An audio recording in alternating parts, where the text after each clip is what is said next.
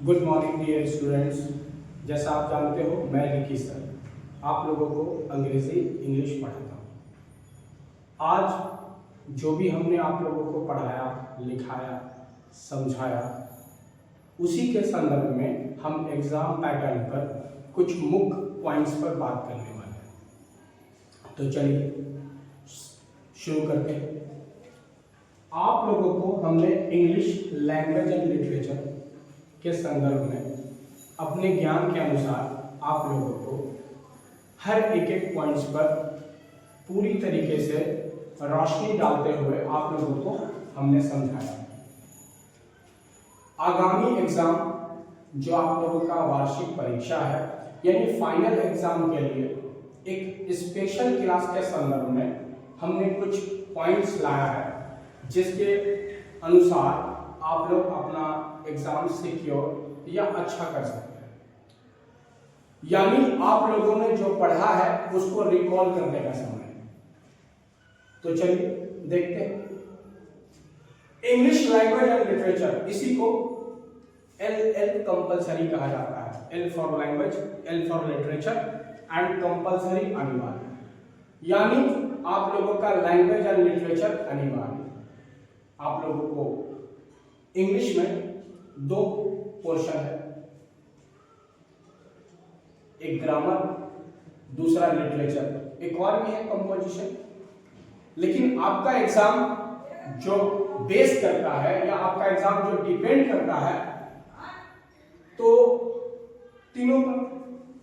यानी in short ऐसा समझे ना कि हम लोग आज एग्जाम पैटर्न पर बात करने के लिए मौजूद हैं और हम हर दिन एक नए टॉपिक को आपके सामने लाएंगे और उसके अनुसार आपके एग्जाम में जो भी आपको दिक्कत का सामना करना पड़ेगा वो आपका दूर हो जाएगा। तो चलिए डे 1 है, वक्त को बर्बाद नहीं करते हैं, एकदम डायरेक्ट मुद्दे पर चलते हैं कि एग्जाम पैटर्न में हम लोगों को दो ग्रुप में क्वेश्चंस आते हैं, ग्रुप ए और ग्रुप बी। ग्रुप ए में 100 मार्क्स का ऑब्जेक्टिव दिया जाता है, जिसमें एनी 50 मार्क्स, एनी 50 मार्क्स का आपको बनाना है। इसमें ग्रामर से 60 क्वेश्चंस ऐड किए जाते हैं। अब आपको सोचना यह है कि ग्रामर के कितने क्वेश्चंस को आप बना सकते हैं। अगर 50 बना सकते हैं तो बुक का आपको जरूरत ही नहीं। दूसरा जो पोर्शन है, जो आपको किताब चलती है रेनबो पार्ट 2 और एक द स्टोरी ऑफ इंग्लिश, इससे आप लोगों को 40 क्वेश्चंस एग्जाम में दिया जाता है। तो इन दोनों को जोड़ देंगे तो 100 हो जाएगा।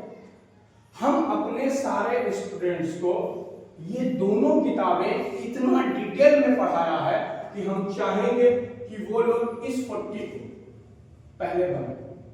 और अगर इस 40 को बना सकते हैं, यानी 40 में 40 अगर आप बना लिए तो आपको ग्रामर से कितना का जरूरत पड़ेगा? 10 नंबर का। कोई भी आप टॉपिक उठा सकते हैं। तो हम इसी पर चर्चा करने जा रहे हैं कि आपके एग्जाम में कौन सा चैप्टर कितना इंपॉर्टेंट है या क्या क्या क्वेश्चंस आप याद रखेंगे जिससे आपका ये 50 में 50 सही हो जाए। इसमें क्वेश्चन नंबर 1 से लेकर के 60 तक ग्रामर से सवाल होंगे। क्वेश्चन नंबर 61 से 100 तक बुक से क्वेश्चन होगा, टेक्स्ट बुक से। आप लोग देख लीजिए 61 से 100 तक कितने सवाल को बना सकते हैं और हम इस पर ही सबसे पहले चर्चा करेंगे। इसके बाद ग्रामर पर और उसके बाद ग्रुप बी पर। तो 61 से 100 तक में आपको चेक कर लेना है कितने सवाल आप बना सकते हैं। अगर 40 तो ग्रामर से 10 क्वेश्चन टच कीजिए, अगर 30 तो ग्रामर से 20 क्वेश्चन टच कीजिए, अगर 25 तो 25 क्वेश्चन ग्रामर से टच कर दीजिए। और ऐसा हो नहीं सकता है क्योंकि हमने आपको हर संभव प्रयास किया है कि अच्छा से अच्छा ज्ञान दे सके। ऐसा हो नहीं सकता है कि इस किताब वाले से आप लोग से बनेगा नहीं, बिल्कुल बनेगा। बस जो हम बताया है वो याद रखिए। तो खैर ग्रामर में यही 100 क्वेश्चन आएगा जिसमें से कोई 50 आपको बना लेना है। दूसरा ग्रुप बी में पहला ए से होगा निबंध। कोई भी टॉपिक हो सकता है, इलेक्शन पर, डेमोक्रेसी पर, महंगाई पर, बेरोजगारी पर, कोई भी टॉपिक हो सकता है, और ये होगा आपका 8 मार्क्स का। दूसरा एक्सप्लेन, जो प्रूफ सेक्शन है, जिसमें हम आपको बताया है कि आपका जो प्रूफ सेक्शन है, हिंदी में उसको गद्य भाग बोलते हैं, उसमें कोई लाइंस होगा, कोई फर्स्ट चैप्टर है आपका Indian civilisation and culture, Gandhi ji का कोई लाइन या गांधी जी के द्वारा बोला गया कोई line, I believe that civilization in India has a is not to be beaten in the world, ये पहले चैप्टर का है। या कोई और लेसन ले सकते हैं, Bharat is my home, doctor Zakir Hussain, I must confess that I am overwhelmed by the trust, ऐसा कोई भी लाइन आपको देगा जो आपको एक्सप्लेन करना है, मतलब वर्णन करना है। तीसरा भी एक्सप्लेन होगा, और ये पोइट्री सेक्शन से होगा, जो हमने आपको कविताएं पढ़ाई हैं, sweetest love, I don't go, song of my self, now the leaves are falling fast, the soldier, etcetera. अब इन दोनों में 4-4 नंबर का होगा। ये चीज हिंदी में हम बताया है कि हिंदी में ना ये 2 क्वेश्चन को एक कर दिया जाता है, और आपको हिंदी में कहेगा सप्रसंगों की व्याख्या करें, किन्हीं 2 सप्रसंगों की व्याख्या करें, और इंग्लिश में ये दोनों अलग अलग है, एक एक बनाना है आपको, एक इससे बना लेना है और एक इससे बना लेना। क्वेश्चन नंबर 4 में लेटर राइटिंग होगा। लेटर राइटिंग में हम बता चुके हैं आपको, एक पर्सनल लेटर होता है जो अपने रिश्तेदारों को, दोस्तों को लिखते हैं, ये 5 मार्क्स का होगा। अब इसी के और में आपको एप्लीकेशन भी दे दिया जाएगा, जो भी टॉपिक हो, हेडमास्टर हो, प्रिंसिपल हो, और ये भी 5 मार्क्स का। इसमें देखिए दोनों को बनाना है, इसमें एक 2 नंबर से भी बनाना है, एक 3 नंबर से भी बनाना है, लेकिन इस 4 नंबर में क्या है, दोनों में से एक बनाना है। अगर आप पर्सनल लेटर लिखना जानते हैं अच्छी तरीके से तो आप इसको बना लीजिए, एप्लीकेशन जानते हैं तो एप्लीकेशन को बना लीजिए। क्वेश्चन नंबर 5 में आपको शॉर्ट टाइप आंसर होगा। शॉर्ट टाइप आंसर ये 2 मार्क्स ईच होगा, मतलब हर सवाल के लिए आपको 2 नंबर दिया जाएगा। इसमें A, B, C, D करके 10 क्वेश्चन दिया जाएगा, इनमें कोई एनी 5 आपको सवाल को टच करना है जो आपको याद है और उसको लिखना है। हम आने वाले टाइम में इसी पर बात करेंगे, कौन कौन सा एग्जाम में हम लोग के लिए इंपॉर्टेंट क्वेश्चन होगा। क्वेश्चन नंबर 6 लॉन्ग टाइप होगा। लॉन्ग टाइप यानी इसमें 5 मार्क्स मिलेंगे हर क्वेश्चन के लिए, हर आंसर के लिए 5 मार्क्स है। इसमें पहला क्वेश्चन होगा समरी, प्रोज सेक्शन से, प्रोज सेक्शन से कोई समरी दिया जाएगा। दूसरा पोइट्री सेक्शन से कोई समरी दिया जाएगा। तीसरा कोई शॉर्ट नोट होगा। चौथा मैच द कॉलम होगा। 5वां ट्रांसलेशन होगा और 6ठा फिर मैच होगा। अब इन दोनों मैच में अंदर समझिएगा, ये मैच प्रोज सेक्शन से होगा और ये मैच होगा पोइट्री सेक्शन से।